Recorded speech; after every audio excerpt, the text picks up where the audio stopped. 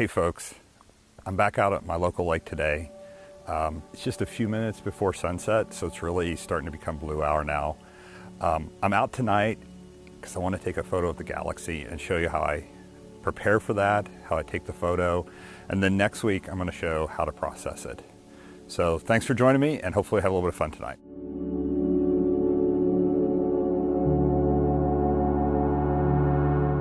So one of the first things for getting ready for galaxy pictures is to make sure that the weather's right.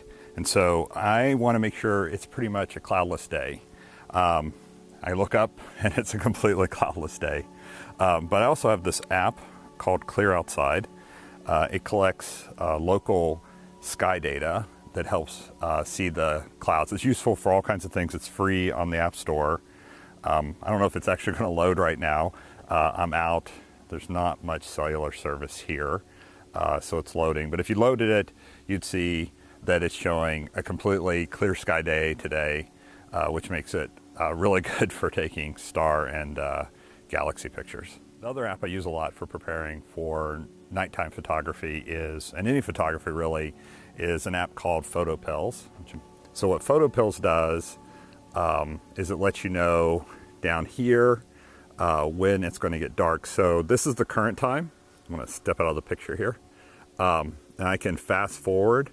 You can see when blue hour starts here in just a little bit. When we get to nautical night. And then finally, when it goes completely dark, we get to astronomical night, which is when it's dark enough to photograph the galaxy. And tonight, that looks like it is going to be at about 10 o'clock, 9:52. So that's one of the really good uses for PhotoPills. The other one is for composing the photos, which I need to get on doing here pretty soon. And I'll show you why. PhotoPills has this night AR, and it remembered what time I had, which is when it gets dark. So you can see here, looking out in front of us, we can actually see where the galaxy is going to be, and it's going to be right over the peak of this mountain through here. And if I take when I show you the setup, you'll be able to see where that is. It really lets you kind of visualize where the galaxy is going to be at the time you're going to take your photos, so that you can start and compose your shot and be ready before it gets dark. So that's what we're going to do now. I'm going to go compose a shot because it's now blue hour and it's getting a little dark, and I need to take some shots before it gets totally dark, so I have some foreground in the blue hour before the galaxy comes out and we do the nighttime shots. So I'm going to go do that now, and I'll show you that once I get it set up. Okay, I just want to show you a little bit about what I'm doing here. I've got the camera set up to take a blue light photo, including this tree stump. I'm going to turn the light off here in a second. It's going to be about 4 seconds at f8, ISO 1/60th. I've actually focused here on the tree stump because that's really what I want to get in focus. And then once I have a few of those shots from this composition, I'll set up for the night photography. Okay, I've got the photo set up here. I've got semi-interesting foreground with this tree stump, and it's still getting to be blue hour, still some time to take some photos. I've got kind of an artificial light set up here to make it easy. I'm going to stick PhotoPills right here in front, and if I've got everything right, we should be able to just see the galaxy, given kind of when it gets dark at 10 o'clock. And given kind of what I'm seeing now, I'm just going to shift everything over, just maybe, that much. Maybe turn the camera a little bit more so make sure I get more of the galaxy, kind of simulating what I can see here in PhotoPills with what I think I'm going to see when I get all set up here. Let's see. Tilting it upwards, kind of looking at my perception, kind of where I'm set. I think I'm okay. I might move just a little bit more to the left. I do that right now, but I'm going to knock my light over and get these two just a little bit closer.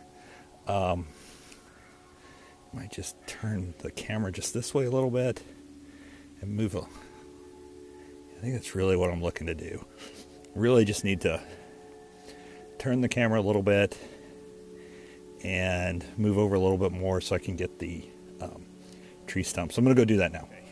I think I'm in a slightly better spot from what I can tell. I should have a galaxy coming up literally right behind that tree stump. I'm going to take some blue light photos.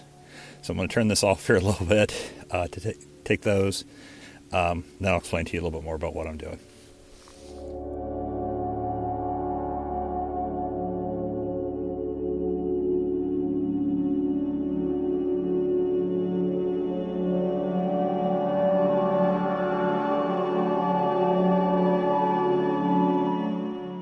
Hey, it's getting pretty dark here. You can see it over my shoulder.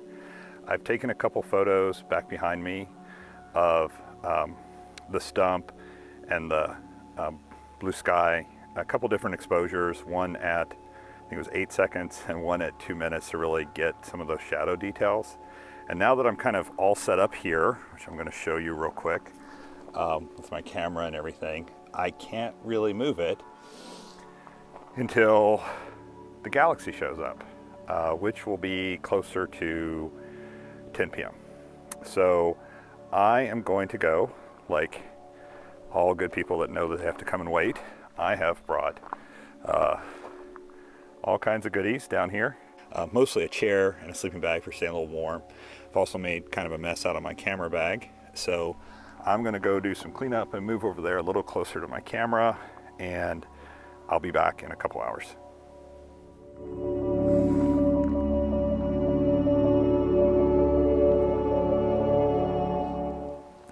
Hey, it's about 15 minutes from astronomical night, and that's when there's no light from the sun left. It's as dark as it's going to get in the location that you're at. I'm going to get ready to go over and set up my camera. My lens, I'm going to set wide open, which in this case is f4. I'm going to set the exposure to 30 seconds because that's the longest exposure I can really get with this lens at 10 millimeters before you start getting star trails. I'm going to set the ISO to 1600. That's a good ISO for this camera at night before you start getting a lot of noise. So I'm really trying to just get as much light as I can, amplify it as much as I can. And then I'm going to make sure I focus at infinity, make sure the stars are tack sharp. The one thing I noticed out here tonight, so it's the beginning of September. Last time I was out here, to do this, it was the middle of July. And the galaxy has actually shifted from kind of pointing directly across the lake, being directly across the lake, to being down the lake. You saw that with my camera set up. One of the problems with being down this lake is it's to the southeast, which actually is in the direction of Metro Seattle. So I'm afraid I've got a little bit of light pollution. I don't have a light pollution remove filter. So I'm still going to shoot it and see how it works out. Hopefully it shows that you can come out to any semi-urban landscape far enough away from light and still get a good galaxy photo. So I'm going to go set it up and I'm going to show you what I got. Okay, I've made the adjustments to the camera. I've tried really, really hard not to touch it. So a couple things. See here, the ISO set to 1600, which is about as high as I'm willing to go on this camera. F4, since I'm focusing out on infinity, it doesn't really matter. I want those stars as tack sharp as possible. I've set the exposure time to 30 seconds to get as much light as possible. This lens, I get a little bit of star trails, but I think it's a good trade-off. You could go down to 20 seconds and the stars are a little bit more pinpoint. With 30, I get just a little bit more light. I set a 10-second timer right here, which is really designed to make sure that whenever I do set off the shutter, I get as little shake into the camera as possible. So with that, I'm going to take just a quick exposure, kind of test things out.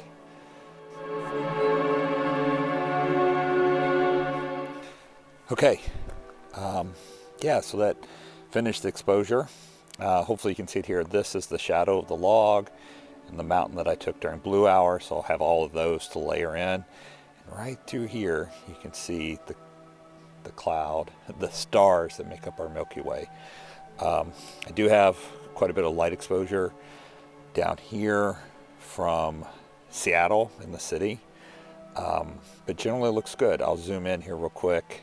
You can start and see some of the stars. Like I said, they're small little trails, but they're pretty much tack sharp. So I'm gonna just do a few more of these at this setting. Maybe adjusting focus just a little bit to play with the sharpness in the stars. And then I'm going to call it a night. So thanks for coming. And I'll see you next time where I process these images.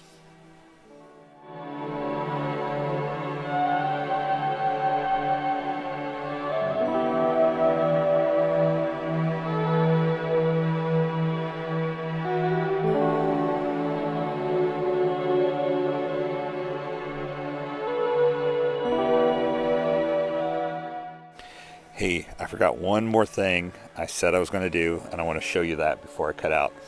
So one of the things I'm going to do is I'm going to try some light painting around this post here, just trying to give it a little bit of light, maybe at night some backdrop. Could be really eerie, could be really good. So I'm going to take a few of those exposures and show you what they look like. Okay, there's a little bit of funky blue glow back here. I'm going to keep experimenting, see what else we can do. Okay, that one's kind of interesting. You got almost like a blue light back here and some glow inside of the tree. So I'm going to keep playing around and take a few more of those and then call it a night. So this time, bye for now.